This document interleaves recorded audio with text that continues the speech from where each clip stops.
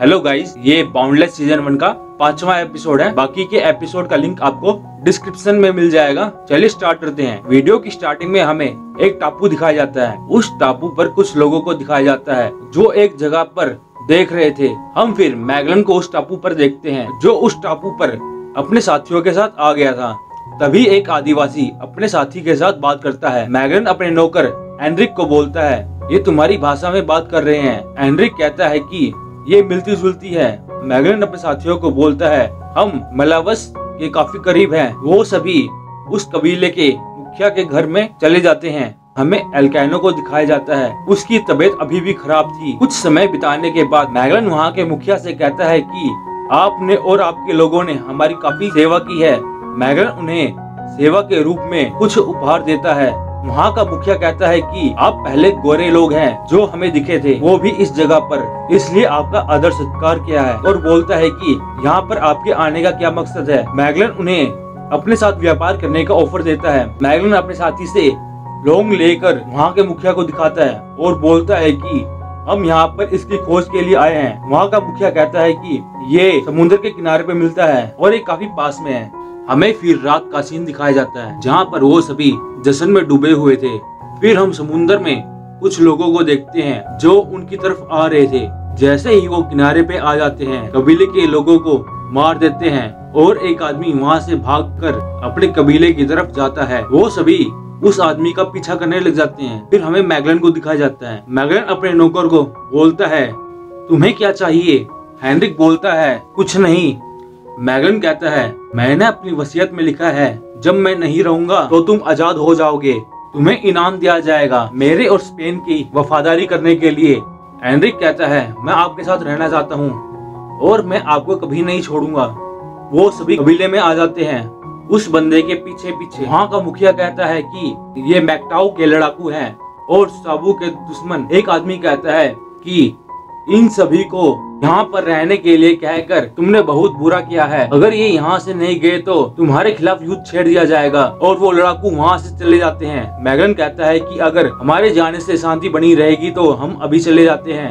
कबीले का मुखिया कहता है कि आपके जाने के बाद वो हम पर हमला कर देंगे और हमारे आदमियों को मारकर हमारी औरतों के साथ बुरा व्यवहार करेंगे। मैगलन कहता है कि हम वहाँ पर जाकर उन्हें समझाएंगे। कबीले का मुखिया कहता है कि वो समझने वाले नहीं और काफी खूंखार है। मैगलन अपने साथियों को हथियार तैयार करने के लिए कहता है। मैगलन का साथी बोलता है, हमें जो चाहिए था वो हमें मिल गया।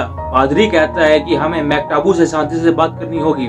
मैगलन मैकटाऊ के पास पादरी को भेज देता है। हमें फिर जहाज का सीन दिखाया जाता है। हमें वहाँ पर अचितों को दिखाया जाता है।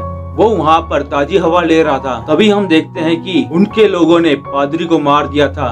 हम फिर मैगलन और उसके साथियों को देखते हैं। मैगलन मैकटाबू के साथ युद्ध करने के लिए तैयार हो जाता है। एल्केनो से समझाता है। मैगलन एल्केनो से कहता है, तुम साबू के लिए युद्ध करोगे या यहीं पर रहोगे?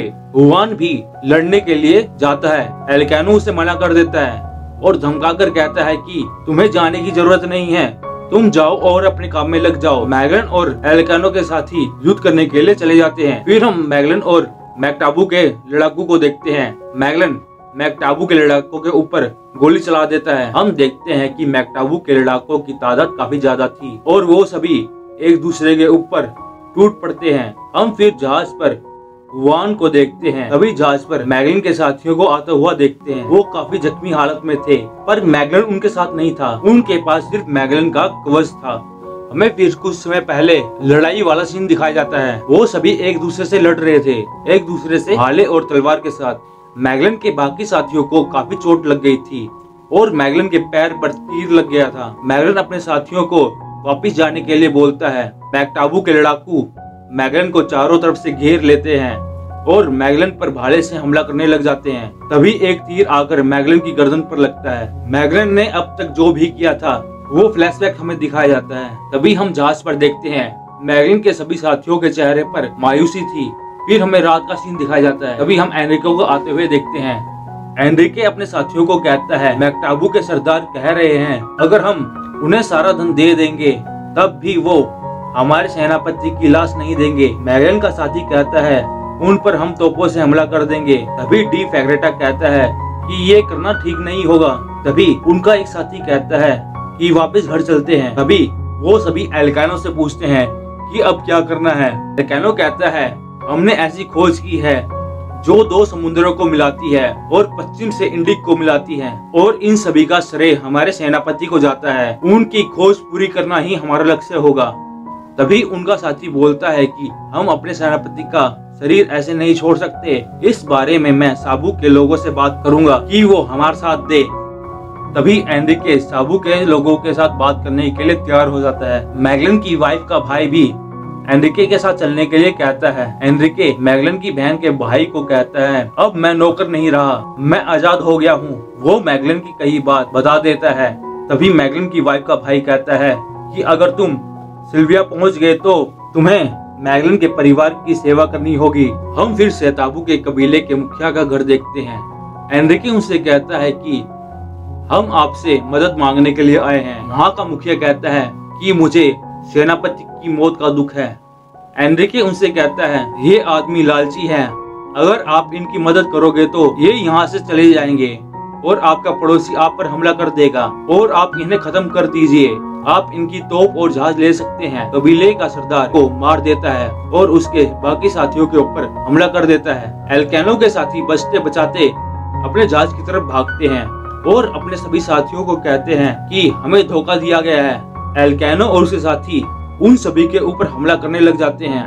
एल्कानो के साथी काफी डर जाते हैं। तभी एल्कानो अपने साथी को कहता है कि हम जा रहे हैं और हम यहाँ से जरूर निकलेंगे। फिर वो अपने जहाजों को जैसे तैसे करके समुद्र में ले आते हैं। काफी रात हो चुकी थी। फिर हम एल्कानो और डी फेग्रेटो को देखते हैं। डी फेग्रेटा कहता है कि सभी लोग तुमसे कुछ बात करना चाहते हैं। हम फिर सभी लोगों को देखते हैं। वो सभी एल्कानो को कहते हैं कि हमने आपको अपना कप्तान चुना है। एल्कानो मान जाता है और यहीं पर हमारा एपिसोड खत्म हो जाता है। फिर मिलता हूँ अगले एपिसोड में। उसके लिए आप चैनल को सब्सक्राइब कर लेना। चलिए फिर।